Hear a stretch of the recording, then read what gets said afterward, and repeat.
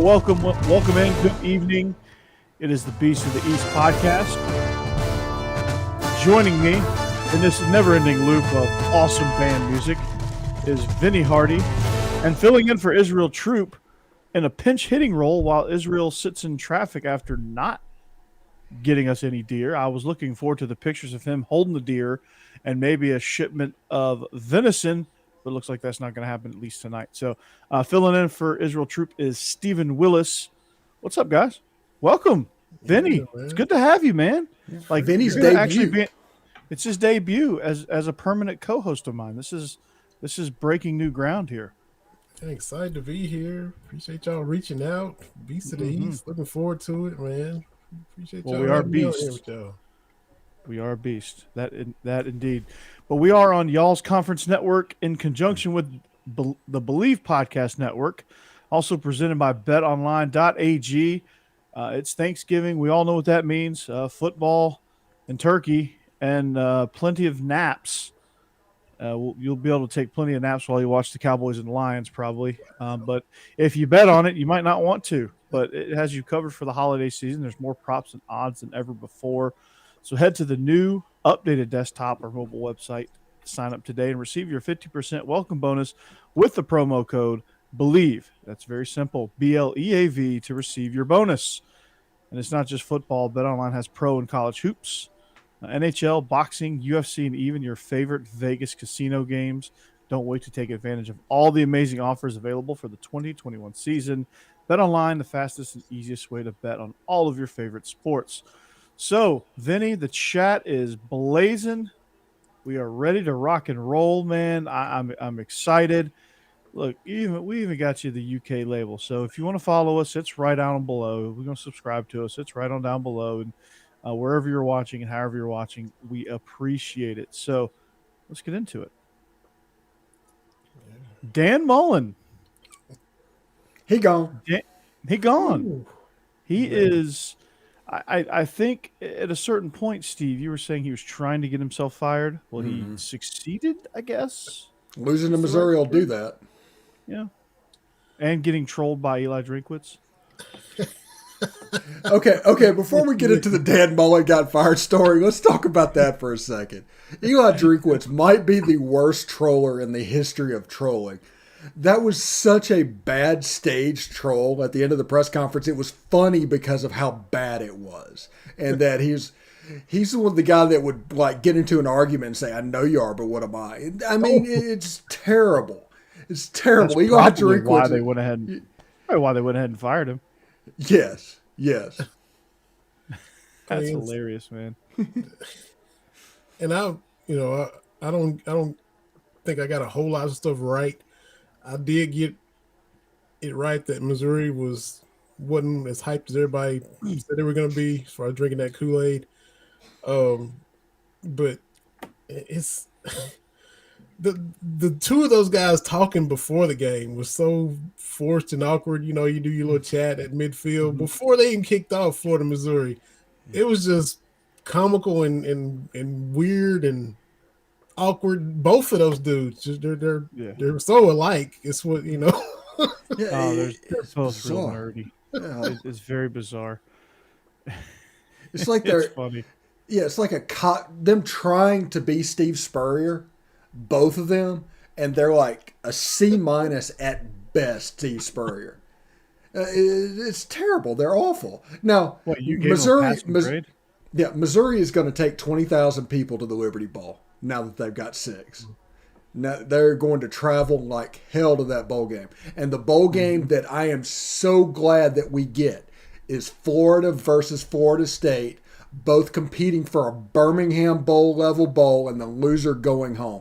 It is going to be the best scene ever. I'm taking Mike Norvell right now in the Florida State Seminoles over the Gators, but that game is going to be so sad.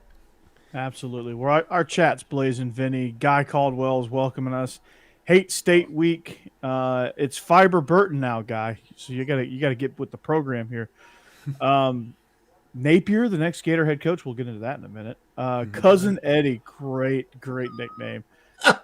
Great nickname, Vinny. I couldn't come up with a better one myself, man. It was freaking awesome. It's been a bad few weeks for me, Clark.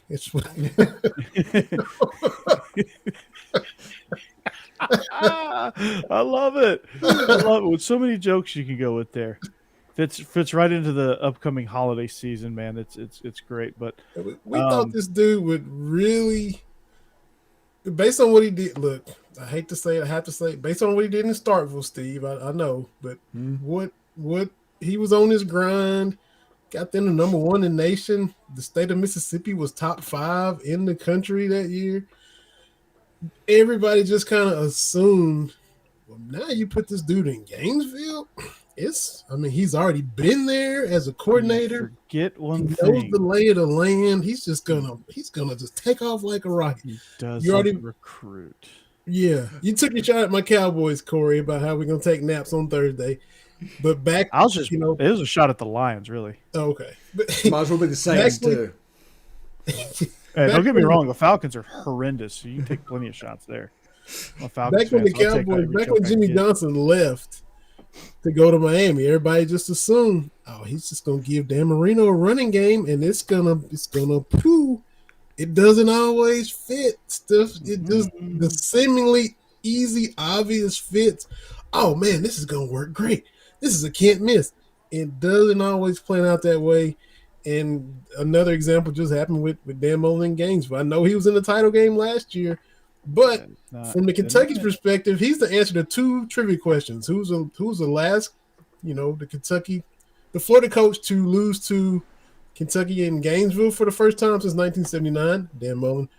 First Florida coach to lose to Kentucky in Lexington since 1986? Dan Mullen. So we appreciate you, Dan. You 2 for 2 with us. You good with us. I know you wanted a lifetime contract.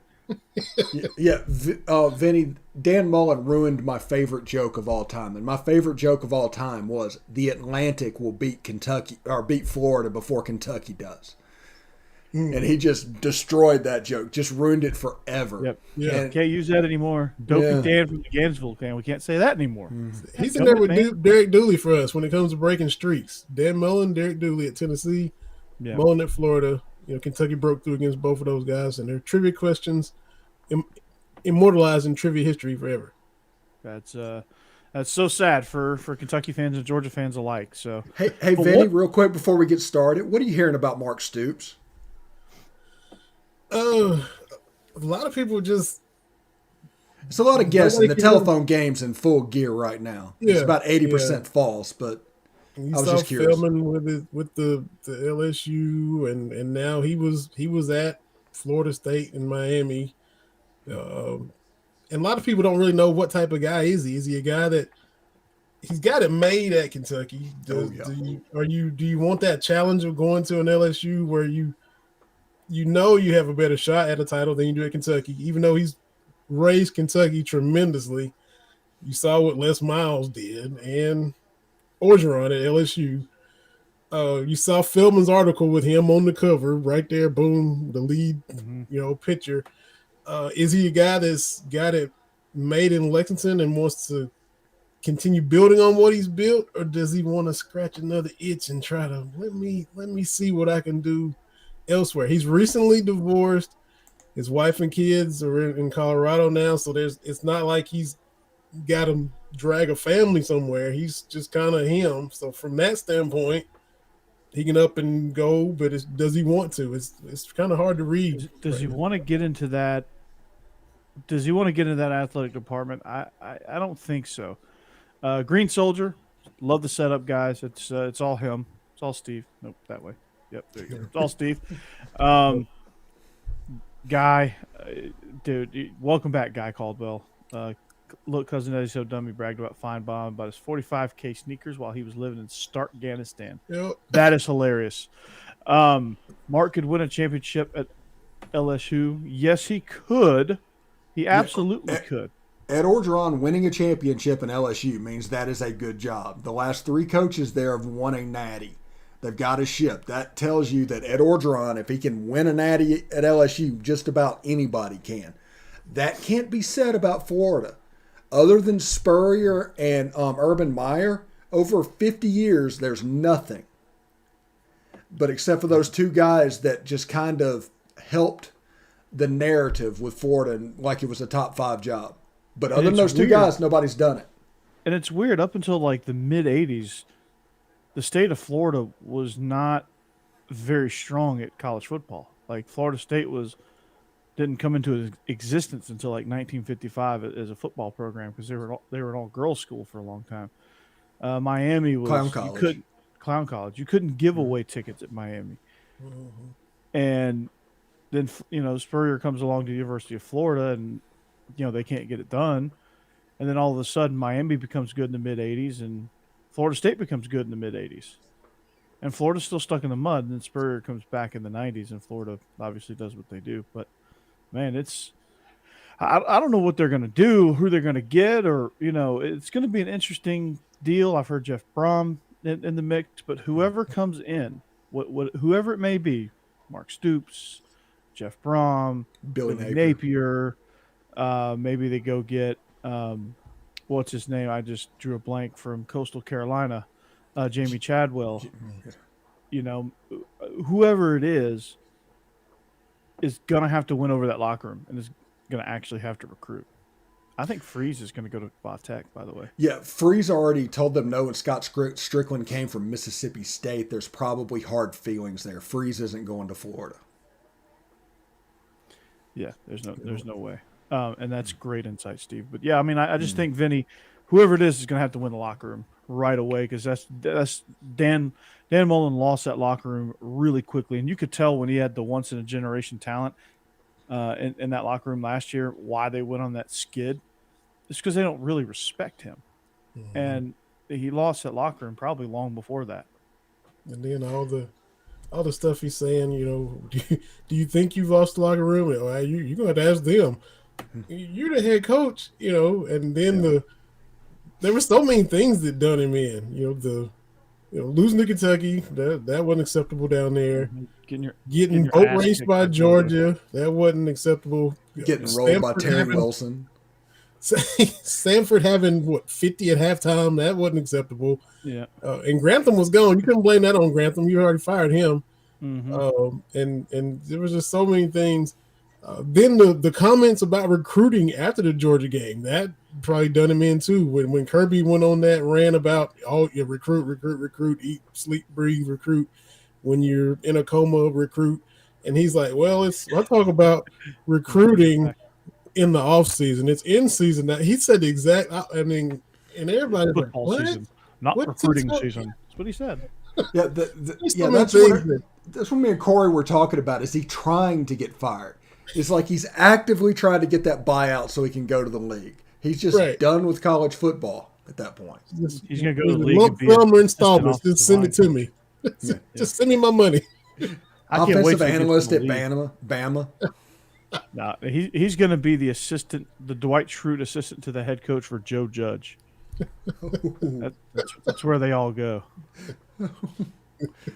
Yes. Kirby did actually break them bitches. Yes. Maybe Dan Mullen wanted to be the head coach for the Tampa Bay Bandits. USFL. Yeah. He seems like a Houston Gambler to me. Yeah. Or Birmingham Stallion. He can do that in the spring while he's analyzing for Spurrier in the fall. Or not Spurrier, Saban in the fall. Right. Yeah. Well, maybe Spurrier. Maybe Spurrier gets another run at Florida. I don't know. Wow.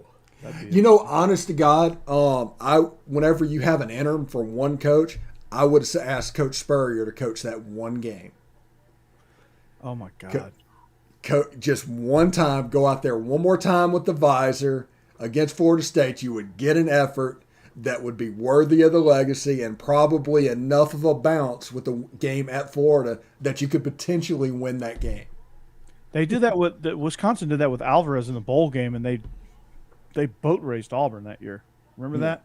Yeah. Between Bielema and Christ. I ain't got nothing else to do. I just go ahead and throw it around against the nose like I did back in '97. That's what he'd say. He'd just step right back in and we'll just throw it around. See what Emery can do. We'll just throw it around.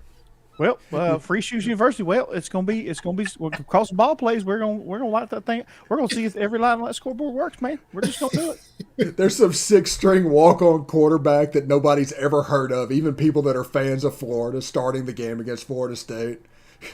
No. Because he holds the ball high and tight. Yeah, he holds the ball high and tight. He throws for 350 yards and 4 touchdowns, and everybody anoints him as the starter for next year. Yo.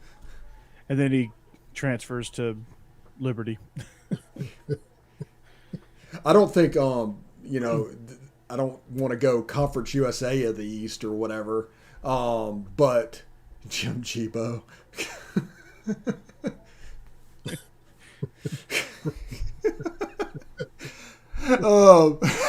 Completely forgot what I was saying. Hugh Freeze potentially, there's a chance he could end up at Virginia Tech. I think that might be a landing spot for him. And people have asked about him at Miami. 2 separate boosters, unprovoked, brought Hugh Freeze up to ask a friend about it, who asked me about it because I would know about him. So boosters are inquiring about Hugh Freeze even before Manny Diaz is gone. Well, the AD got fired at Miami. I mean, it's only a matter of time. Oh, yeah. For Diaz, it's over now. How sad is the state of Florida for football right now? Well, Florida State's bouncing back. You can see they're bouncing back. But they can at best do 6-6. The winner of this season in the whole state of Florida is probably UCF. And what are they? 7-5, 8-4. It's a weird kid that's my age to see something like that. Whenever you used to look at the top 10 and there was 3 Florida teams sitting in there. And now there's just oh, man, they're fighting it out for the Birmingham Bowl. No. And the R&L Carriers, whatever bowl, Louisiana Bowl, New Orleans Bowl, or whatever they call it. Freeport or whatever. Get boat raced by Louisiana. Jeez. Yeah, that's real possible this year. Sure, yeah. You could see it. But I hope Billy Napier chooses a better job than Florida. Yeah, I bet you do. Come on, Billy, go to USC. You can do it, man. Do it, man. Go to Penn State. Yeah, it looked like I don't know if they were having fun, but there was a flight from Gainesville to Lafayette, Louisiana today. They were getting that's what they were doing. I think O should have coached Louisiana Lafayette, and he should have done it 10 years ago. That's my theory. I think he's a perfect fit for that job. I think LSU was a little bit beyond him. He could serve as a mascot too. The Raging Cajun. All my girlfriend's kids run to practice without getting scrutinized. Hey, I'm Coach O. Hey, you want to work out with me sometime? Right. Yeah, I can. Yeah, how about we work out sometime? I can holler here if I want to. Even I get in trouble. He had a perfect opportunity for a good pickup line, and he just totally just fumbled that one. I don't even know, but better than what he gave. Hey, you want to work out sometime? Oh, yeah. Look nice, yeah. Oh, you're Bruce's wife? I want to ruin my career. You down for that? Hey, I want to get fired. Yeah. Can I do that? Can I give you some ammunition? Yeah. You want to talk about somebody that couldn't handle the success he got. After 2019, he literally thought he was untouchable, and I hate to know what that man thought he could get away with. Yeah. Based on what we know. Yeah. He starts talking about Boudreaux and Gators and the Bayou. Hell, he might have done it. I don't know. It came off way too comfortably. Came off way too easy off his tongue. I mean, he just rattled that like he was just like secondhand, like at his coach's show at whatever restaurant it is. Just hey, wait a minute, because it's very matter of fact. He's like, oh, we got a special spot in the bayou for you. All right, next question. Right. It's like no, we need to circle back to that. Right. Hold on. We just gonna let this like Cajun Mafia thing we just gonna blow right past that. This co-host too was trying to, let's talk about football. Okay, let's move on. No. We're gonna bury his ass. We're gonna feed him to the Gators. Go Tigers. Hold up. Hold up. And Dan Mullen lost them 2 straight years. Yeah. Yep. What does Joe Paterno and Florida have in common? DGD podcast. I'm sure he'll tell us in just a second. Yep. They're Both dead. Wow. Oh. Wow. Okay. All right. Moving on. Hey, I know this is Bring you Beast to of- kudzu. I think you're at the bayou. I know this is Beast of the East, but how is y'all worried about Lane?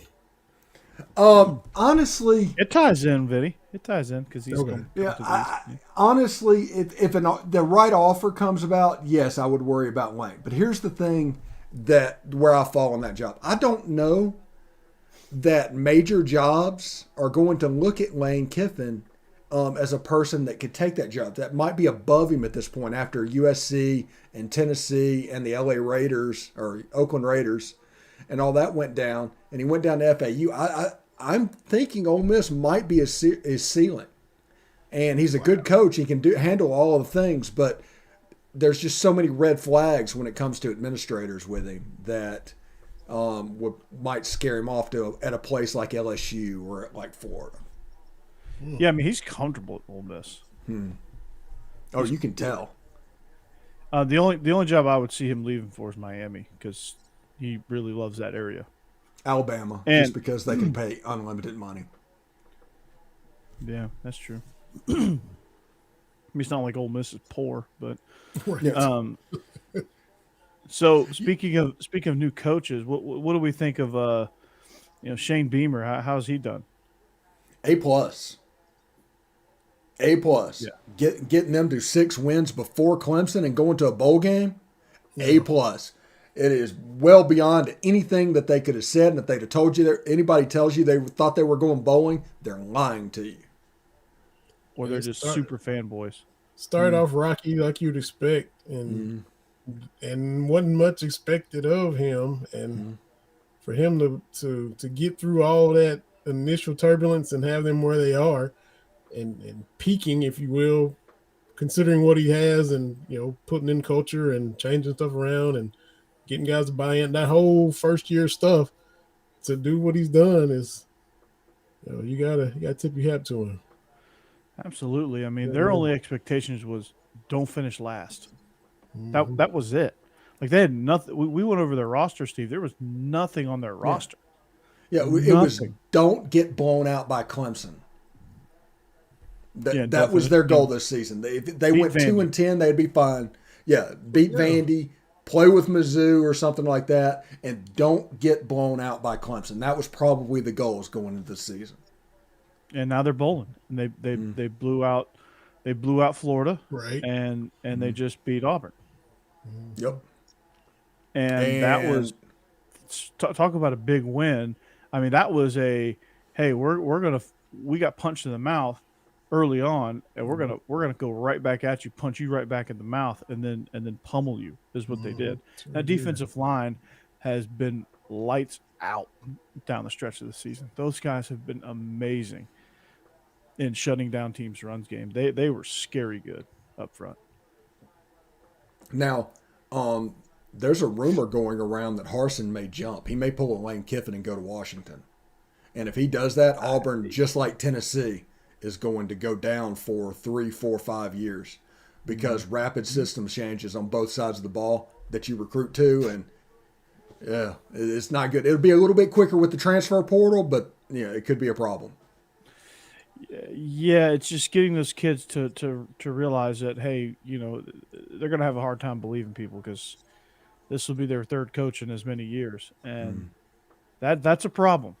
Tennessee, firsthand, you're spot on there. Tennessee has just now gotten out of the downward spiral of Lane Kiffin jumping ship. Look at that segue. Ooh. Well, it's almost like I'm a professional. Josh Heupel. Yeah, and the tea popped in. Look at that. It's like we planned it. Goodness gracious. Hey, Yeah. we did. We tell everybody we did.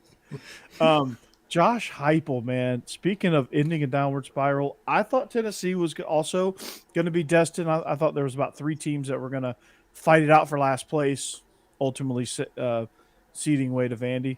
But Tennessee, man, to play the way they've been playing, for them to go bowling where they have left an entire All-American team into the transfer portal, for them to even sustain some injuries along the way and still play at the level that they've been playing, to me, I'm not really surprised at how well Hendon Hooker's played. I thought he'd come in and be the best fit for that system. I was surprised he wasn't at the beginning. Maybe he had trouble learning the playbook. I'm not real sure exactly what it was, but I just boy, think did he figure Heupel it got out quick. fooled. Heupel, He I did. think, just got fooled. But yeah, I mean, Hooker, you saw him at Virginia Tech. Fuente just completely foobarred that situation. Because Cost him his job. He had a gem in Hendon Hooker. Yeah, Kentucky played him in the bowl game, and in the Belt Bowl with the Lynn Bowden team and beat them. And when I saw he was transferring to Tennessee, I didn't. Yeah, okay, fine. Not really worried about this guy coming. And y'all know it kills me to the core to have to give them credit, but you have to. You have to with what he's done. Another first year guy, and we've seen the cycle they've been going through. You just mentioned it, and for to have them that much ahead of schedule, considering all the attrition, they got reason to be optimistic. Now if Lincoln Riley leaves, does Oklahoma come calling for him? Well, possibly, but as long as he's there, he's off to a very, very nice start. And if things should get easier, if he did that with these challenges, they should be excited about the potential for the future. And they're going to start recruiting well, because guess what they do? They recruit in season. What? Wait, real quick, you know what my favorite joke is this season after Dan Mullen ruined my Kentucky joke? It's a Joe Milton joke, yes. Yes, both of them are Joe Milton jokes. One of which is, if you need Joe Milton to throw the ball 40 yards, he can throw the ball 40 yards. If you need him to throw the ball 20 yards, he can throw the ball 40 yards. That's right. And the other one is, after the Ole Miss game, the only person in the stadium that didn't want to throw something was Joe Milton. That's right. That's right. That's your best one. I love that. There you go. So yeah, I think if Lincoln Riley leaves Oklahoma, that would be the only job Heupel would leave for. I think. Yeah. I say that now, but he could up and go to USC next week. Jeff Levy is. Real quick, Tennessee's going to go to a bowl game. They might go to the Gator Bowl or the Belk Bowl or something like that. It doesn't Music matter. City, and it doesn't matter. They are going to put 50 on somebody in that bowl game. And they are going to bring 40,000 people to that bowl game and just drink them dry. I haven't seen Tennessee this fired up in probably 2 decades, at least until since Lane Kiffin got hired. But it's been a while for them. I mean, it's good to see Tennessee doing that, but there's only so many times we can joke about them being back, though. Yeah. Well, Texas is still setting the standard as far as that goes. But do you know the Texas Rangers last won a ball game since over Texas or whatever? The Texas Rangers have won a game since Texas has won a game. So the baseball team, the baseball season that ended October 2nd, their win is after Texas's last win. Golly. That's sad. Yeah. Because the Rangers were garbage, and they still won more recently than the Longhorns. Unbelievable. Is that bad? It's not good. By the way, Guy Caldwell, I don't see Jeff Levy for a big spot. I see him for a potential, like if Sonny Dykes goes to TCU and that comes open, that could be a landing spot for Jeff Levy. Happening. I've heard some major smoke on that. That's happening. Yeah, and it could fall in that. But also, Levy, honestly, could be just biding his time at Ole Miss and waiting to see what Lane does. If Lane leaves, Levy is probably the favorite to get that Ole Miss job. No doubt. That'd be They good. Plug him right in there, man. Just plug him in and move him up. Yeah. For Ole Miss's sake, I know you guys improved on defense, but I just still don't get good vibes from DJ Durkin.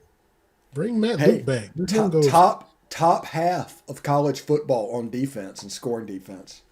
I Yeah, have a tweet right now that is just getting like after like after like because nobody can believe it. But it's we're unreal. 60th right now. Yeah. It's unreal, but it is. I cannot shake that Maryland stuff out of my mind Yeah. with Durkin. But again, he's not a head coach, so he's got to fall in line with Lane. So I guess that's good for him. But Kendall Briles, does he get any consideration? It's a similar type situation to Jeff Levy, honestly. I think his last name is going to hurt him a little bit, even though he may or may not have had anything to do with what went on there. I think it's at a certain level, schools do not want to hire a Briles just because of the perception. Because right now, let's just be real. Perception equals reality at this point. It doesn't matter if he was or wasn't involved. If enough people say he is, he was. It's kind of like the who's the Rutgers coach in Tennessee? Schiano? That type's Schiano in Tennessee. Them going crazy about that just because he was on the staff at Penn State. I mean, it's fair or not. It is what it is. What it is when that situation kind of happens. You think back to a few years ago, Tyler Summit, Pat Summit, kid got in trouble with when he was coaching. It wasn't Tyler Summit did this. It was Pat Summit's son did this. It was still the stank still went on to her because of who she was, because her son was messing up. You know, Coach K's grandson over here at Duke, he out here getting a DWI. It's Mike Krzyzewski's grandson. So fair or not, Kendall's gonna. In this case, it's not the kid messing up and the parents getting it. The dad's mistakes are now trickling down to the son, and that's it's not right, but that's kind of how that stuff works until quite a bit of time goes by. So he's just going to have to bide his time and figure it out and maybe prove himself in the G5 level. But Clark Lee, Vanderbilt, what do we think there? You look at the transfer portal. Speaking of FCS schools. Yeah, with the transfer portal and everything going on with the signing classes and the number of players that left Vanderbilt, Clark Lee was just dealt a massive rebuild. And if Vanderbilt hired him for they give him less than 5 years, they've done him a disservice. Mm-hmm. And look, you get drilled by ETSU in your bye game. That kind of lets you know where you are when they travel from Johnson City to Nashville and just roll in there and smack the doors down. But as bad as the hand he's been dealt, you see them starting to play tough. They haven't quit on him. They've been playing with effort. We've got the past 2 weeks in a row, you got Kentucky fans disappointed, quote unquote, because you didn't go in there and blow them out the way you thought. And then that Ole Miss score, I'm sure that down there in Oxford, 31-17. We're not, if we look at our picks last week, I called this game because Ole Miss and Vanderbilt. Ole Miss had game day the week before and everything that went around Texas A&M, that huge win, then Vandy, and then 5 days later was the Egg Bowl. This was always going to be a trap. And they lost at South Carolina. We just bragged on Beamer. They lost at South Carolina by a point, 21-20. That game. It's little bitty, tiny, micro baby steps, but Clark Lee has got them, coaching them up and doing fundamentals, and you got to get some players in there, and that's going to be hard at Vandy. But you got to. He's done well with what he's been handed to work with. See, outwardly though, I think he's got to inject a little bit more energy into the program. I mean, I think you see what Beamer was able to do at South Carolina with a similar hand, probably not as bad as Vanderbilt's hand, but a similar hand where you have nothing on the roster and your roster's just not competitive whatsoever. And then all of a sudden those guys play like super, super hard. He's energetic on the sideline. Like you look at South Carolina and it's actually even though they're not comparatively great talent compared to who they're playing against most weeks, is fun to watch them because they are just they're just laying everything they've got out there for Shane Beamer. I don't feel that way for Vanderbilt with Clark Lee. I know they're playing better. I know they're playing harder for him. I just don't see it all the way. And I think he's going to have to kind of evaluate himself in the offseason to figure out, okay, what can I do to inject more energy into this program so that I can make this thing look like this is the place you want to be. Every game's a road game for them. We see the red. They've got when Georgia's there. We see the blue in there when Kentucky's there. We see the orange in there when Tennessee's there. And that's historically that's been the thing at Vandy forever. I mean, Woody Woodenhopper was there in the 90s. It was still getting taken over by other teams. Maybe the few years Franklin won 9 games, that might have been the best home field advantage they had. But so he one of the funniest things that happened is Tennessee checkers out when they go on the road to Vanderbilt.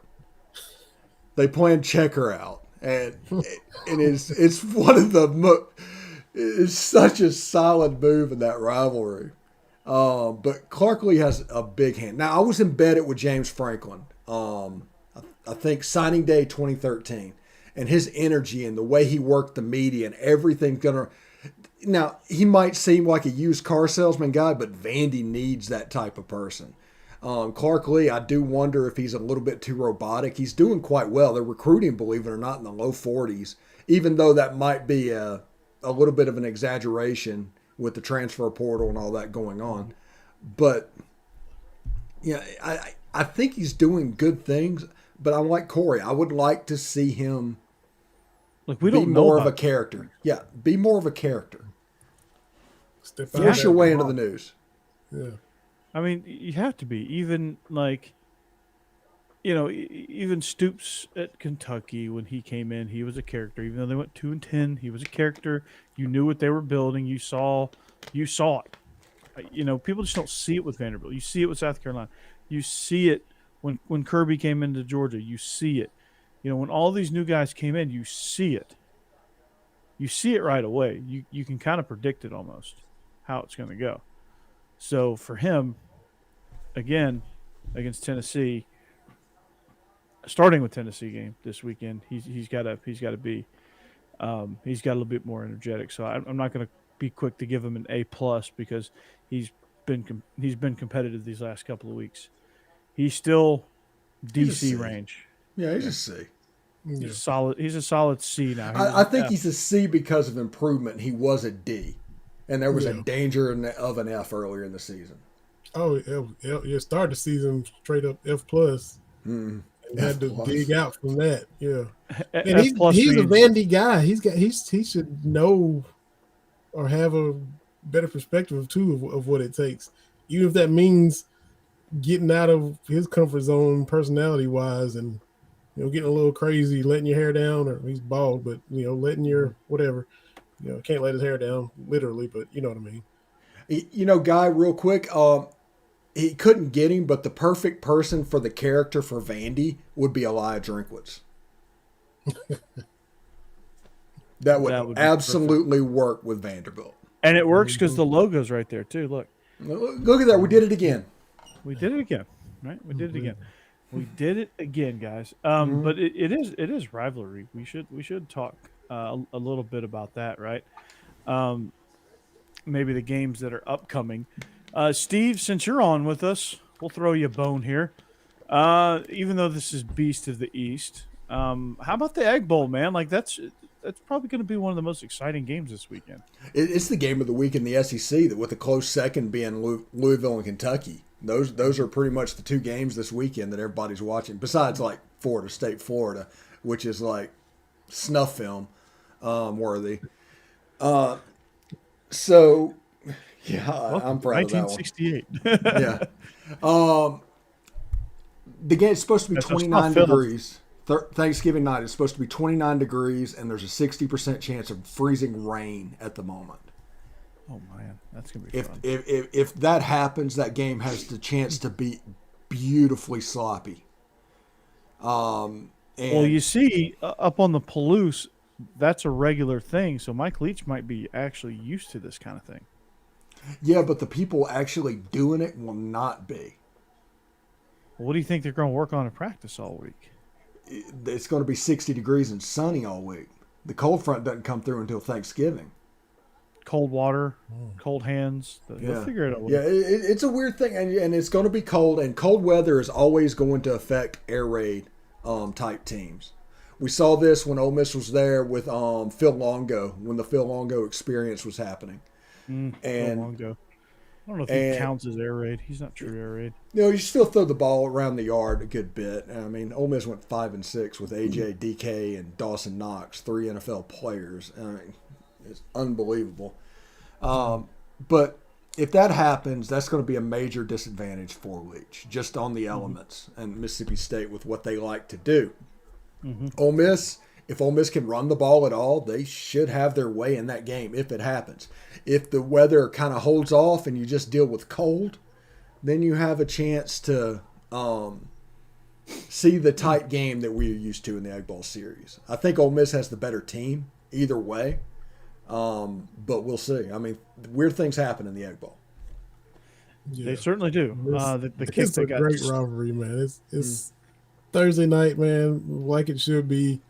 It's so much fun wake up watching from my that. turkey nap. I'll tune that one off. And enjoy it now, because in a couple of years, Boyle. that Thanksgiving game is going to be Texas A&M. Once that game comes back, it's going to get the Thanksgiving night slot, and Ole Miss and State will go back to Saturday, which CBS will actually love, because if Kiffin and Leach hang around, that's probably going to be next year's CBS game.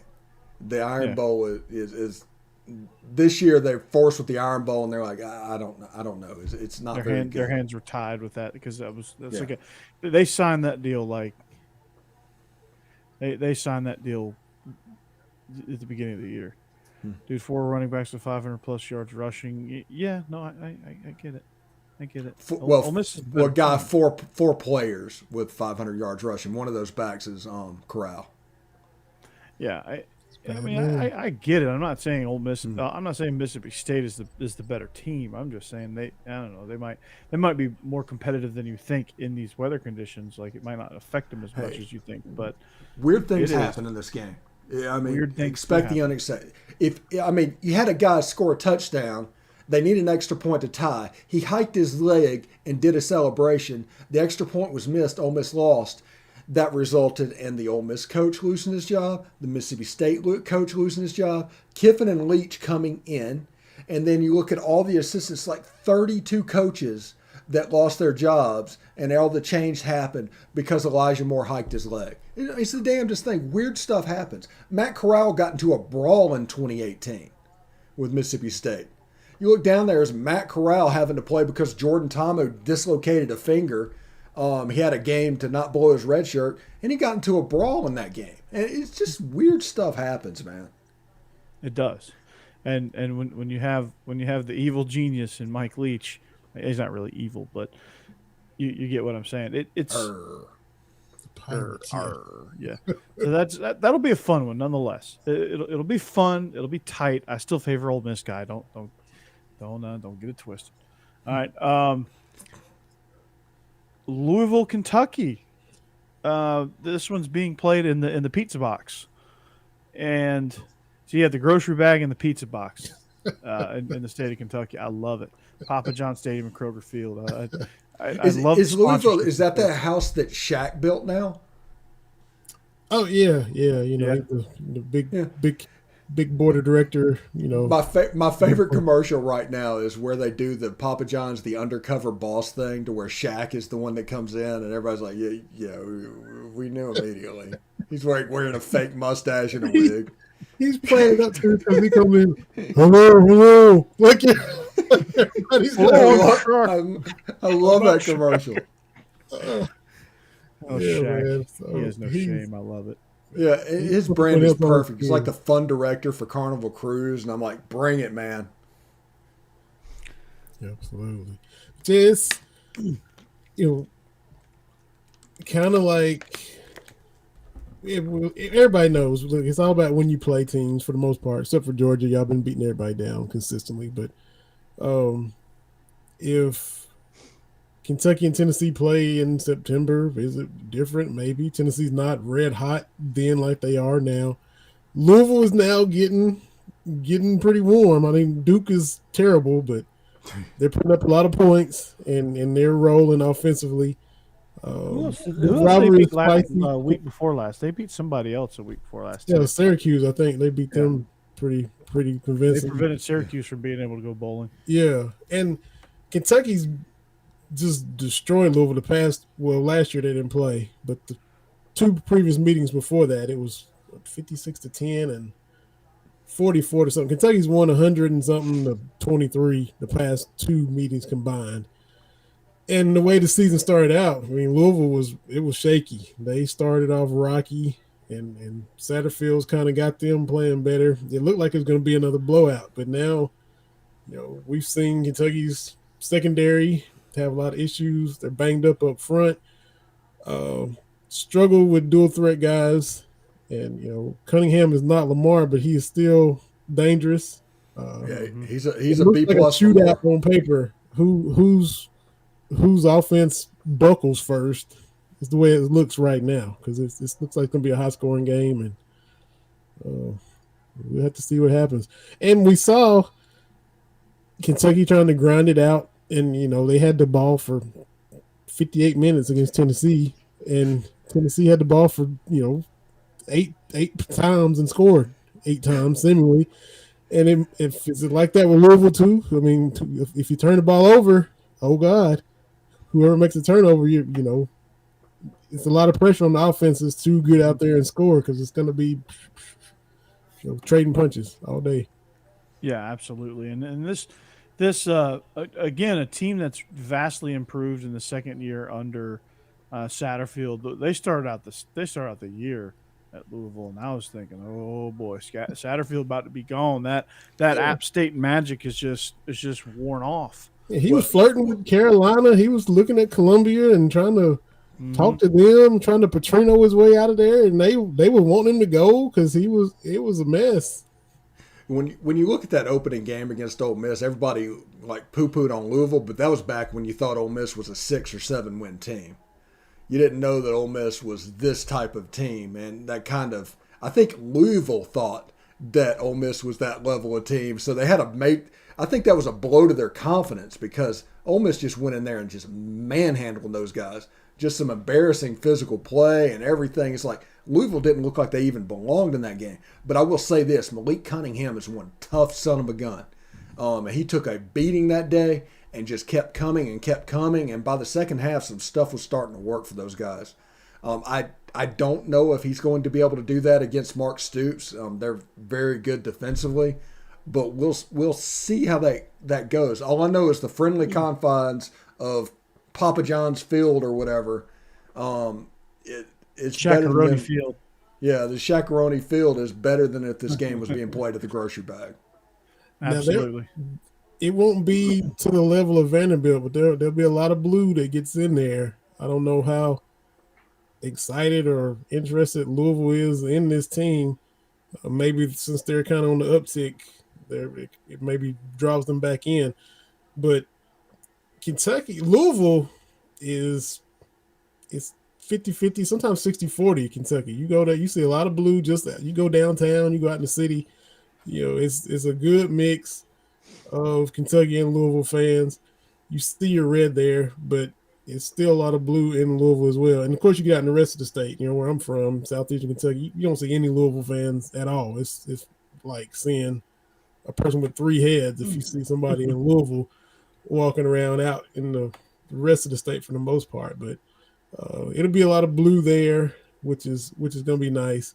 But it's not going to be a pushover game like you thought it was going to be at the first 2 or 3 weeks of the season. No, not at all. And I can't really see because there's some stuff in the way. But how likely to pivot a little bit? How likely do y'all think Cincinnati makes it into the top 4 if they are undefeated? So, they're in. We know that got to. They got to go undefeated. Yeah, they're in by default because teams just keep losing. because there's some carnage that's still left to happen. Michigan and Ohio State still have to play. Oklahoma State. I mean, Ole Miss has a chance, a legit chance, to finish the season if they win their next 2 games to end up on the AP top 5 because of the carnage that still can happen. And they're 8th in the country now. But, yeah, it's one of those things. Yeah, Cincinnati gets in if they're undefeated. They've earned it at this point. They've got to win over Notre Dame, who's 6. Yeah, 2 years in a row. So if that, and we shouldn't even be saying 2 years in a row, but we're using 2 years of a body of work for them. If they can't get in after that, when are they gonna get in? When they expand, I want them to get in. Right. But I want them to get in. Be easy. They put them on in there, and if they get smoked, they'll do better than Notre Dame, who's gotten in there and always gets destroyed. I believe. Oh yeah. They played Georgia tough last year. They that wasn't a playoff, but still their bowl history is better than Notre Dame's the past couple of appearances. Yeah. Mm-hmm. Whoever gets in the 4 slot is going to take a beating. Yeah. It doesn't matter if it's Oklahoma State, them, Notre Dame. Whoever gets that 4 slot is taking a beating. It might as well be them. Also, everybody has made excuses for last year's Peach Bowl, but right now it's pretty easy to look. If you're 1-4 going into the championship, it's a rematch between Cincinnati and Georgia. Now, I think Georgia's going to boat race them, but that'll at least make intriguing storylines. Georgia, this year, they're like, we're going to beat you like we should have beat you last year. That's what it'll be.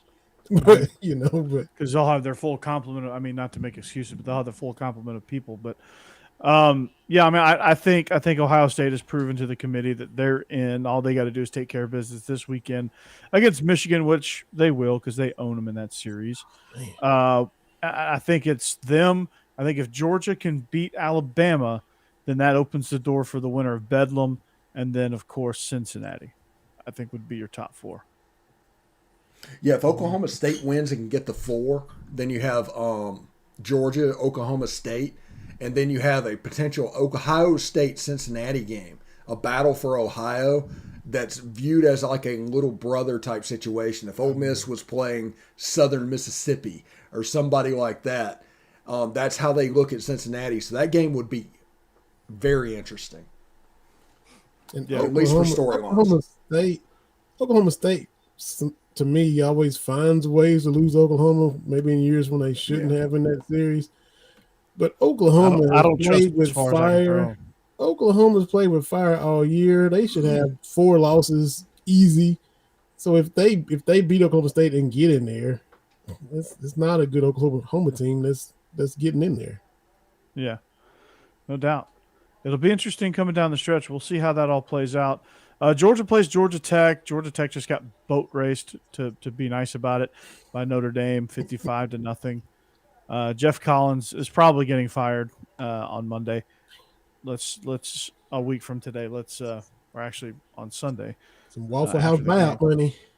Yep, he'll carry his Waffle House cup into his next job at Kent State. South Carolina, Clemson. Well, that game. Just real quick before we move on, that game is going to be 41-3.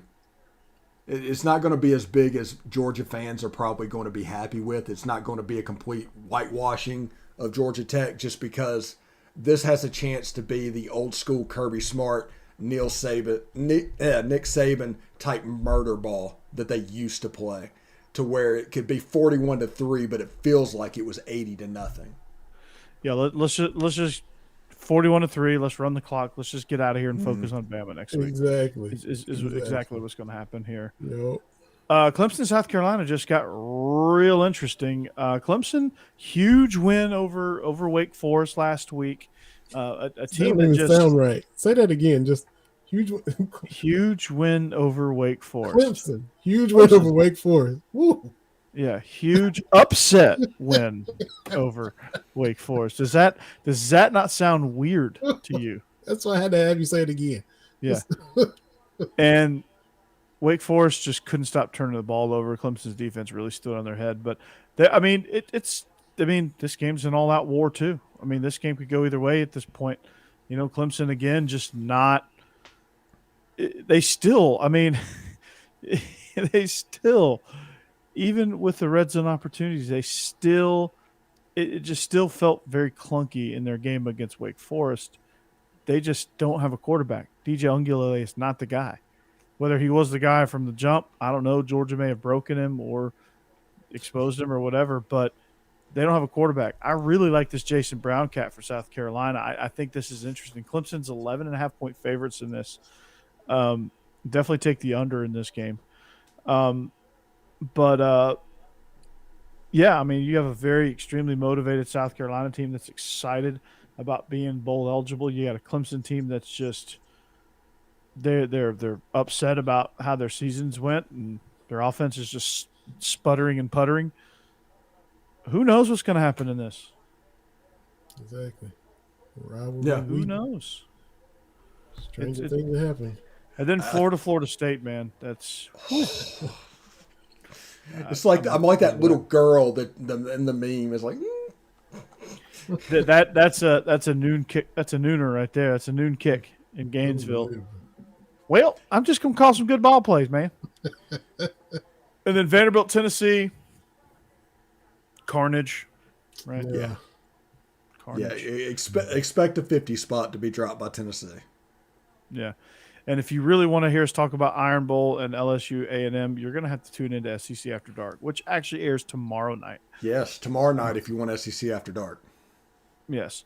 And Vinny, we're going to have to get you on the pick sheet so you can make your picks and make them known.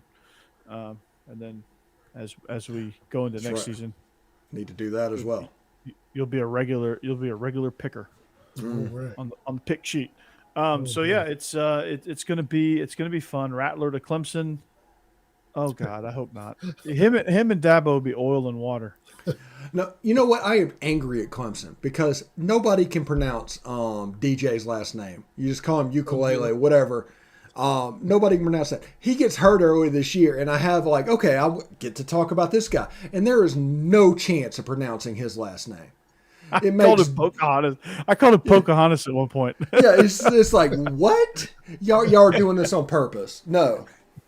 Yeah, they can't go from Ungulale to Rattler. It just can't happen. Yeah. They need some syllables in there. They need some consonants. Spencer Rattler probably is. Ole Miss is either leading or way up there in the race for Spencer Rattler. Don't do it. Don't It's do only it. for Don't- 1 year. Arch is coming do out in it. 2023. Oh, I don't care. Don't get Rattler. Yeah, it's going to happen. I would rather you have Carson Beck. Carson Beck is better than Rattler. Carson Rattler Beck is fine. Where he? Oh, that's the Georgia. You're talking. I thought you were talking about the guy at Utah State. Oh no, Carson Beck he's got some talent. He's just I think they should get Harrison Bailey. yes. I'd much rather have Harrison Bailey than Spencer Rattler because Bailey's actually he's a dude that wants to play. He wants to actually wants to play football. Rattler just wants the recognition. Rattler just wants all the clout. The real life, the probable because they're going to take a quarterback transfer, but it might be Miles Brennan. I think that is fairly likely there. Who Miles Brennan, to where? Ole Miss. See, I would love that. I would take me over Spencer Rattler. I think Spencer Rattler needs a reset. He needs to get out of Oklahoma. Once he realizes that it's kind of that last chance you type thing that you have to deal with is like, hey, if I need to make NIL deals and everything that was going on, I need to straighten up and kind of start to do this right. And they did this with Matt Corral because Matt Corral, like I explained to y'all, in 2018 got into a brawl. Just straight got into a fight on the field. And his mental acumen just improved over time, and eventually, he became what he was. who's more broken? Do DJ or Rattler?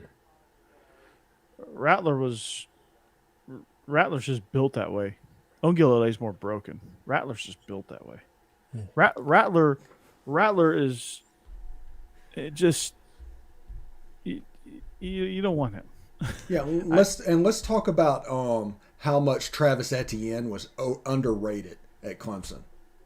Oh God. Yeah, They have no running game there. That doesn't help. Yeah, kind of like old school Georgia, kind of like Terrell Davis for the Broncos. Is that what we're talking about, Corey? Mm-hmm. Just how important he was for Elway. Yep. CN for Lawrence. And you don't realize it until they're gone, and you realize, oh crap, this guy actually did everything. Yeah, threw that old dog in here for you. TD, man. My salute. I love it. Yeah, the ETN, man, that guy's the real MVP of that offense. Him and T-Law. But also, I mean, they took some hits on the offensive line as well, and they had a hard time replacing those guys. And they haven't played as well up front. And eventually that defense was going to fall. If you struggle that much offensively, eventually that defense will fall. Yeah, you can't be. I mean, this is like Georgia in 2019. Like Georgia's defense in 2019 was outstanding, but oftentimes it would collapse late in games because the offense couldn't move the ball. Same in 18. Like it collapsed in 18 in that LSU game because they just couldn't put points on the board. Yeah, the only way to beat Georgia is to hold them to 14 or fewer points. Yep, that's the only way you've got a chance. Yep. Which Monken's got him rolling now. I do worry, and we'll probably talk about it going into the SEC championship game or whatnot. But I think Stetson Bennett is a trap, and they've almost waited too long. And now JT, you can't do it. Stetson's going to get the try, and he's going to get a chance to do it. And I think that might be a trap. It might behoove Georgia to drop that game to Alabama to get them ready for the playoff. Now, nobody wants a loss, but it is what it is. It is what it is, but nah, I think Stetson's got it this time around. Why not? That's the problem. That's the trap. That's the trap. I mean, I can't control it. I can't play JT Daniels, so I might as well just root for the guy that's in there, I guess. I mean, I would definitely go with JT, but Bennett's got. I mean, it's weird, but Bennett's got some sort of it factor. I don't know what it is.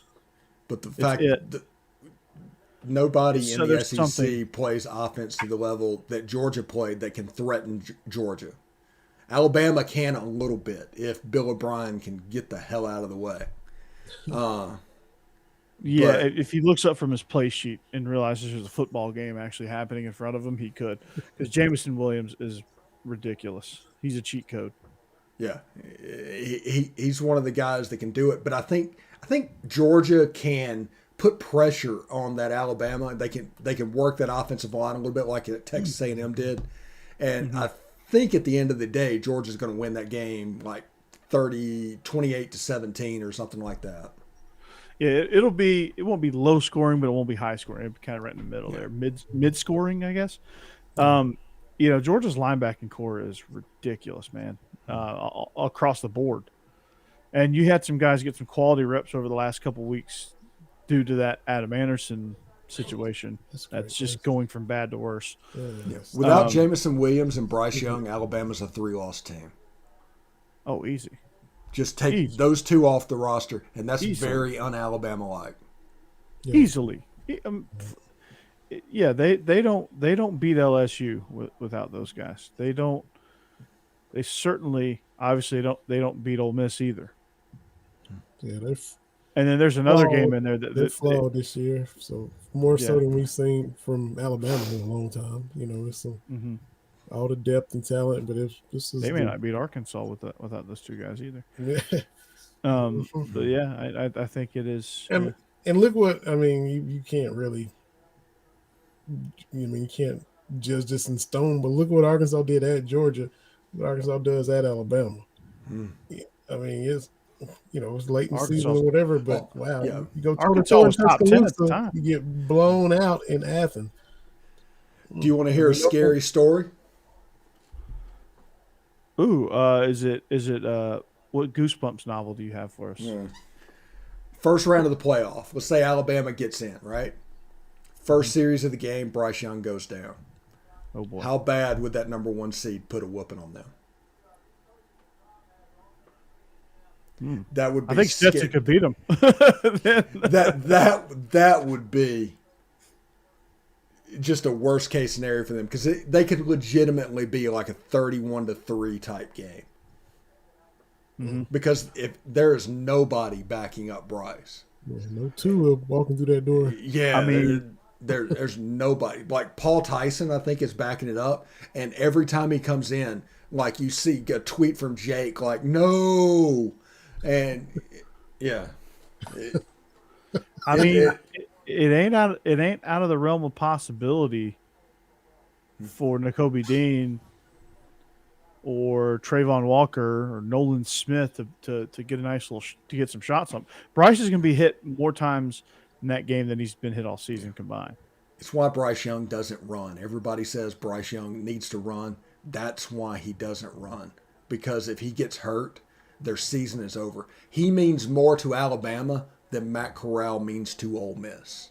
Oh my goodness. And that's scary. But DGD said Monken has the offense efficient regardless of who's behind center. The way it's designed right now, yes. But I think, honestly, when you look at the quarterback situation, I think against Bama, you need a more of a JT Daniels type guy. Or you need Stetson Bennett to figure out how to do that, which he's done a little bit better since the Florida game about doing that and about being that type of guy and taking and being more of a vertical threat. But he's got to do it with guys in his face. He's got to do it on the run. He's going to have to figure out. He had a great game against Tennessee, and he was under duress a lot. Tennessee's secondary is very, very underrated. He did a great job against that secondary. Georgia did a great job against that secondary. So I think when you look at that, maybe that's due to scheme. Stetson Bennett is not going to beat Alabama. It's going to be Todd Monken putting Stetson in situations that's going to lead that offense to score some points. And Bowers as a freshman, my God, that dude. My God, a freshman. I tweeted that. I said he will have, because first of all, the play he made against Kentucky, he hadn't even turned around. The ball was at his head, and he turned around last second, and then he made a play against Tennessee too, which I tweeted out. If Larry Munson was alive, he would, my God, a freshman. Exactly. Exactly. Yeah, Hobnail Boot is still the greatest ever. That is epic. And I will die on that hill. We just crushed their face. He threw it to Haynes. He stuck Haynes over the middle. He dumped it off to Haynes. No, listen to the Florida call from 1980. I had about run, Lindsey, run. Yeah. Run, Lindsey. It was about a 2-inch folding chair. It was a metal steel chair with about a 5-inch cushion. I broke that. Manners are going to be some property destroyed tonight. Oh, Larry Munson was great. Tybee Island and all St. Simons and Jekyll Island, where all those dog people have the condominiums. The man, dude. He used to announce for the Falcons too. Oh wow. Didn't have much to talk about, but he was. The '91 Falcons, the primetime Falcons, where they were too legit to quit. Jerry Glanville. The voice of the Falcons was Larry Munson. Wow. Yeah, underrated. Now, Michael Haynes, not Veron Haynes, was one of the star receivers. So he could say he threw it to Haynes. So he had plenty of practice with the Haynes. He threw it to Haynes. Chandler and all those guys. Jack Crystal at Mississippi State was just fantastic. There was a game that something happened, and at the end of the game they did a sonic drive of the game, but the game was so bad. This is back when Mississippi State was pretty horrible. And he's like, the sonic drive of the game will be my trip home to Tupelo because this game isn't worth talking about. and it's like, whoa, you just said that on the air. And it was just fantastic. And Jack Crystal would do the other thing. If Mississippi State was losing, he would never say the score. So you'd never be able to figure that out. Yeah, Kaywood Lefferts, who I grew up with. He was from the same county I'm from, so the whole state loved him. But where we were from, he was even more revered, if that was even possible. But yeah, he was more classic. And if they were playing bad, he didn't hesitate to be critical. But he was 40 years was football and basketball. Turn the TV down and turn him up like everybody else does with the voices they grew up with. Okay, what level was that for Kentucky? Yeah, other than like 1 year of like 1987 or something like that of Tom Stocker, Ole Miss like went from Stan Torgerson, which goes back to the 50s, to David Kellum, who's calling games now. Is really those two guys. I mean, it's pretty cool, that community that is the radio voices. Yeah, and it went from Munson to Scott Howard, which Scott Howard has some classic ones too. Like his first full season, Scott Howard, he called the Alabama overtime thriller in Tuscaloosa. That one was fun. All the Florida games were fun. Anytime Nick Chubb would score, he would say it's Chubby time. It's Chubby time. Like, whoa, dude, take it easy.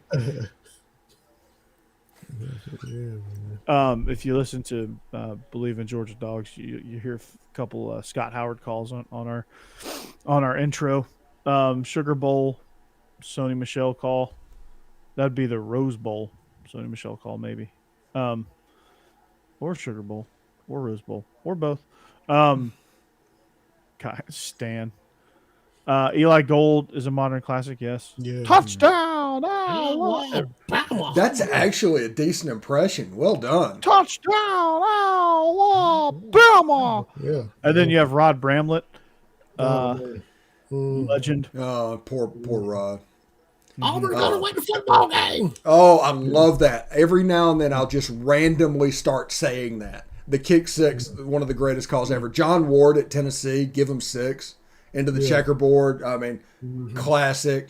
I mean, Vanderbilt, forget Vanderbilt. Joe Fisher, I think, is still there. I just only know him because Tom Leach is the voice of Kentucky Now, and he's got a radio show he does every morning. And whoever they're playing, he usually get the other radio voice and do a segment of radio with him. So I've just heard him talk to Joe Fisher. I know this is a bad thing, but how was the radio call? I know you've heard it for the Music City Miracle when LSU pulled that off.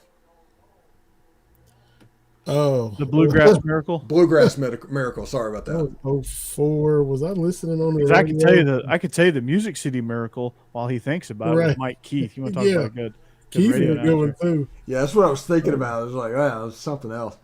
The immaculate deflection when the wind blew the kickback. There's so many things, especially during rivalry week, because they were just so amped up during rivalry week. That's Kevin Butler going to kick it 100 million miles. Kevin and that was his one bar face mask. Pride of Vince Dooley. Look at the sugar falling out of the sky. Look at the sugar falling out of the sky. Or just him imploring the defense to hunker down just one more time. Hunker down, dogs. Hunker down just one more time. Come on, dogs. All you need is just one more. Hunker down one more time. That's it. Yeah, I don't think I listened that day, but everybody had their foot over the fence to storm the field, and then we just had to walk to our car. Guy Morris, the coach at the time, had already I was about to ask the chatters the trivia question. Who was the head coach at Kentucky? Oh, my bad. Yeah, they'd already dumped him, doused him up, and it was ready to celebrate. And was that the Pillsbury Throwboy? 04? No, that was 02. Okay. He was already in the. I think I was still in high school. I don't think I was a senior. 04. The Bluegrass Miracle? Yeah, 04. No, wasn't it? What? No, it was 02. No. Wasn't it 02? Wasn't it Marcus Randall? Yeah, it was Marcus Randall to early Doucette. That was Jamarcus. Yeah, so I think that was 02. 04. 02, yeah, it's got to be 02 because I wasn't there. Because 04, it was Joker Phillips, right? No, was the head coach? No, Phillips was. No, it was no. It was. Guy says 02. Yeah, I think it was 02. Let me look that up. We're just sitting here talking about SEC history. This is pretty great. Bluegrass Miracle, November 9th, 2002. Yeah. Oh, my bad. I was a freshman at Georgia. Guy was on it. Good call, Guy. Well done, Guy. Mm-hmm. Well done, Guy. It sounds so condescending when we're like, good job, Guy. If we're Canadian, yes. Hey, good job, Guy. Or from the Northeast. Hey, buddy. Hey, buddy. Hey, if you wouldn't mind looking that up, eh? What's that all about? Hey, we're not talking about puck here, eh? I wonder if that Bluegrass Miracle is actually, if you just truth serum Nick Saban for the game that he remembered most, the thing that was most memorable. I wonder if that Bluegrass Miracle is up there. It's got to be. It's got to be. I think he would. I don't think it's a truth serum. I think he'd tell you that. Yeah, just is something that always just stands out. Yeah, I think he. I think he would. Yeah, probably. Yeah. Kicking the gut. Sorry about that, Vinny. I bet you didn't know that we were going down a Bluegrass Miracle rabbit hole today. Hey, UK. There he is. There it is. We did it again. Yeah, again. Vinny, welcome. We're gonna kick you a few times. Yeah. It's your initiation. Bluegrass Miracle, motherfucker. Got a lot of Cody. We got a lot of Exhibit A's for Cody. that. For Kentucky Cody for a long Caldwell. time. He goes by Cody. Yeah. Okay. Now we know that. You'll have to tell me that like 7 more times, Guy. See? Cody. Guy. Hey, Guy, you have to tell me that more. Yeah, you can. We can talk about the prayer at Jordan-Air. That's not a fun one. Oh. They did that, and then the next week did the kick 6. Think about how charmed you have to be for that to happen. That's like once in a generation play that happened in back-to-back weeks. Yeah. That's ridiculous. One was aided by a freaking bonehead. Like, all you have to do is just slap the ball down, and 2 guys tried to go for an interception, popped it straight up. Who was the defensive coordinator for Georgia that year? Was that Van Gorder? No. Oh, is that Ty Grantham? That was It's Todd Grantham. Ty That was his Grantham. last year. Because Pruitt came in the next year. Was that 3rd or 4th down when that pass was completed? Oh, it was fourth and about a half a mile. Good grief. Like, we had the game won. Like, we even hurried Nick Marshall on that. Like, Nick Marshall got hit, I think. Nick Marshall was low-key Gus Malzahn's best quarterback, even over Cam, as far as fit for what he did. Cam was just special because he was better than everybody else on the field, but as far as a fit for what he did, Nick Marshall was the perfect guy, and after he graduated, all of a sudden Gus Malzahn decided he wanted to be a pro-style guy. So you saw like Jarek Stidham and all those guys coming in. When Malik Willis, who went to Auburn, would have been the perfect quarterback for what he wanted to do. Yeah. I mean, it was a perfect fit. Yeah, he was flushed, had to step up in the pocket, threw a wobbler. Yeah. Watching it right now if you guys can. Why are you watching? Are you a masochist? It's like a State fan watching the Immaculate Deflection. Yeah. Or the stand with Mississippi State had like 15 plays inside the 5-yard line and couldn't score. If something weird happens, Ole Miss wins the game. State only wins if it goes kind of chalk. But if something bizarre happens, Ole Miss is going to win the game. That's just the way it's always worked. Now I'm watching November 16th, 2002 to win the East. Which looked like the Miracle of Jordan-Hare. The dude just got mossed in this one. Oh, that was the Georgia Auburn game. I thought you were on. I think that was the same day as the Bluegrass Miracle that popped up like the Miracle of Jordan-Hare. Yeah, no, this is Green to Johnson to win the East. I was a freshman. My God, a freshman. No, dude just got mossed by Michael Johnson, who was like the 4th string. We had some injuries this particular week, and just got unbelievable production out of Michael Johnson somehow. Yeah. Well, we've been doing this for now like an hour and 20 minutes. We probably should wrap this up. Yeah, let's wrap it up.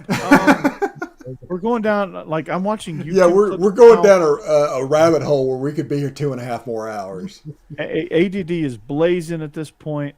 We've done I've done seen this Missouri logo about 100 times.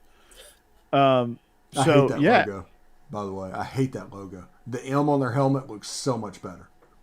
I like the logo, but not on their helmets. I like the big M. I don't like the logo on the rock field either, but there should be bleachers like a normal stadium. That's kind of dumb. Anyway. And they paint it every year. It's like it'll be a cold day in hell before I recognize Missouri. You know? And the tradition, Tyler Beatty got to take a piece of that, one of those rocks. That was what they gave it to him after the game or whatever. And it's just really that and Vandy. Vinny does not hate Missouri at all. I don't mean to take us down another rabbit hole. But just a big rock quarry with an M logo full of white rocks. That's just come on. It seems like it's about to be a therapy session that they paint. It's like, come on. It's like, how far away is Leavenworth? Because that's one of the things they make them do. That's where you go to make little rocks out of big rocks. It's not even comfortable to sit. Not even grass. You can go to a minor league baseball game and sit in some grass in the outfield. You got rocks behind them. I went to an Ole Miss baseball game back in the mid-2000s before they expanded and sat on a hill that was about that steep. And that was one of the most uncomfortable games. That was for like a Texas Super Regional. And there were people that had ways to make it work, but it was terribly uncomfortable because you were always worried about sliding down. And that Missouri situation looks more uncomfortable. Yeah, it does. You got to rock in places that you don't want to rock. But big question. There is a pun in this question. Big question. Who was the quarterback in Kentucky when Eli was at Ole Miss? There's a nice pun that gives you a clue. Pillsbury Throwboy. That's it. I almost wore that shirt. I got a Hefty Lefty shirt that I have to wear it for the next episode. Yep. And J-Load was the backup quarterback for Eli with the Giants. Yeah. Got a ring and everything. Mm-hmm. That's right. Old J-Load, that is if we didn't run you off with the Bluegrass Miracle talk. Yeah. Welcome. Don't arrest us for hazing or whatever. Nothing happened. What are you talking about? Nothing happened. All right. Stuffed in a garbage can, taped upside down, and thrown into a locker or nothing. No, you didn't get the cold tub treatment. We're good. We did not tape you to a goalpost and throw powder on you and popsicles. We did not do that. We didn't do that. So that was somebody else. Powder and popsicles, huh? And Gatorade. Yeah. That's what they went to the Colts after they. Didn't he go to the Colts after that? I believe so. So did he back up both Mannings? I think so. I think so. He went to Indy. I think so. Well, anyway, that's going to do it for us here at Beasts of the East, man. It was a great fun. I don't want to say first episode because we've been going for a little while, but it was a great reboot episode. Real quick, before we get out of here and shut it down, we need Vinny, since he's on the show, to tell us about Kentucky basketball, because you have to have a Kentucky basketball talk at least a little bit during this show every time, because he's a Kentucky guy. Well, that's right. We historically bad last year. This year they can't do anything but improve. Tonight's game was streamed against the Albany Great Danes, so the fan base was ticked off because you couldn't even find it, and the whole thing that they're going to now, which is just the change that the world is in. But a lot of turnovers, and they end up winning by 20, and it's a whole run of games against inferior teams right now. You played Duke, got beat by 8, a bunch of inferior teams. You got some harder games coming up. You got Louisville, Notre Dame, Ohio State coming up. So it's that little stretch now. Not really great games, just kind of tune-up games to kind of get everybody on the same page. And that's where we are, kind of in the middle of that right now. So, you got there, and this is a veteran team too, except it's a bunch of guys from the transfer portal, so they got to get used to playing together. This is an old team. It's not a bunch of freshmen like normal. You got Kellen Grady, who's a senior from Davidson. This is the oldest team Kentucky's ever had. David Mintz is like 24. Got a bunch of 23, 24-year-olds playing for Cal. That's never happened. So now you just got to get all the experienced dudes on the same page. But it's a veteran squad, not as big and as long as normal. You know, Oscar Sheboy transferred from West Virginia. He's like 6'9". He rebounds like his life depends on it. They're a little light in the post. If he gets in foul trouble, it's kind of like, what are we going to do? Because Cal really still hates to do the 4-guard thing, but he might have to more than you think. They're going to shoot the rock. They couldn't throw it in the ocean last year. They go 6-8 minutes without a bucket every game. At some point, a scoring drought was coming. They got a bunch of shooters in. Wait, are we talking about Kentucky or Georgia here? A Severe Wheeler from Georgia, too. Thank y'all very much. He's running the point. He threw the inbounds pass that beat Kentucky last year in Athens. So led the league in assists. So now you put him with a bunch of guys. He penetrates and kicks out with a bunch of spot-up shooters. So it's kind of where they are, and they're just kind of getting all molded together. Just to let everybody know, we're covered for basketball season too. Yeah, we got the Kentucky angle covered. Also, I saw Tennessee beat the hell out of North Carolina the other day. After getting stomped by who beat them down the day before, Villanova. Yeah. But they did bounce back against Carolina, so I give them credit. Had to give them credit, but they did bounce back, so good for them. Well, there you go. So, after the Beast of the East basketball minute, that was brought to you by Vinny Hardy. That was good.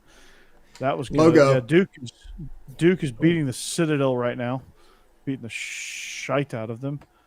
Not that anybody cares, but pulling up the SEC. Virginia beat Georgia 65-55, which is bad. Arkansas victorious over Kansas State tonight in the Hall of Fame Classic. 64-57. Georgia in the Roman Legends Classic. Hail Caesar. Florida 20-point victors over Cal, 80-60. A&M losing to Wisconsin. LSU beating the dog, out of Belmont, and Florida State beating the ever-living Tar out of Missouri, who is Vinny's favorite school. So, with that is your basketball. Old school Kentucky assistant from back in the 70s. So. That is outstanding. I love watching Florida State play basketball. Is actually pretty fun. I never thought Florida State and Tennessee would be basketball schools, but they are now. So that's fun, right? It is. And they have switched roles with Kentucky. Kentucky's now a football school. So go figure, right? Yeah. But that's going to do it for us here on the Beast of the East podcast. It's been a fun hour and a half. It's been a fun 90 minutes. The chat was blazing. Cody, well done. DGD, well done. Everybody else that was in the chat, well done. Tell your friends about it. We are back. We're back on Beast of the East. We got a whole new cast here. Israel Troupe will join us next week when he washes off his war paint and actually brings us some venison. So Steve did a great job pinch hitting. Thank you. You were like Jorge Soler in the World Series, hitting bombs, hitting dingers. But we are the Beast of the East podcast on the Believe Podcast Network, also in conjunction with the Y'all's Conference Network, presented by betonline.ag. For Vinny and Steve, I'm Corey. Thank you for watching. Thank you for listening. We hope you join us back here next week. Goodbye.